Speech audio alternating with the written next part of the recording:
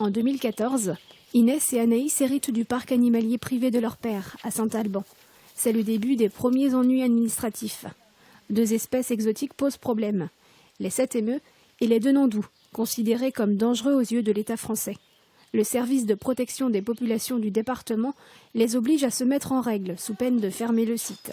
En gros, j'ai comme alternative aujourd'hui de soit me mettre aux normes, donc mettre en place l'agrément, donc monter un dossier de capacité, donc sur l'abri, l'alimentation, la reproduction de chaque espèce.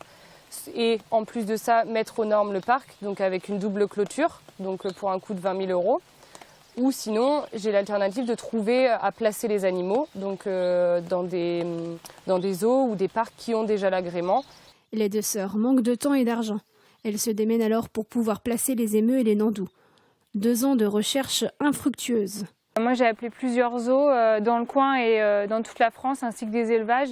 Et en fait, toutes les réponses étaient négatives parce qu'au niveau transport, c'est très compliqué à transporter, voire impossible. Ça nécessite une anesthésie et puis surtout la distance. Quelqu'un dans le sud de la France, c'est quand même compliqué pour transporter l'animal. Le transport des animaux sauvages nécessite les services d'un vétérinaire spécialisé. Mais la chance va peut-être leur sourire aujourd'hui. Un homme vient se renseigner en éclaireur pour le compte d'un parc zoologique dans lequel il travaille. Moi, je veux bien poser la question. Ouais. Si on prend un couple ou 2 femelles et un mâle, ou voilà. Ouais. Rien n'est sûr et ça ne concerne qu'une partie de l'élevage. Inès et son entourage continuent donc de chercher des particuliers ou des structures habilitées pour accueillir les protégés de leur papa. Ma crainte, si aujourd'hui je trouve pas de placement et que je trouve pas le temps de monter mon dossier, c'est que oui, il soit euthanasié. C'était toute la vie de mon père et puis ça représentait beaucoup pour lui et on veut faire honneur à sa mémoire malgré qu'on manque de temps.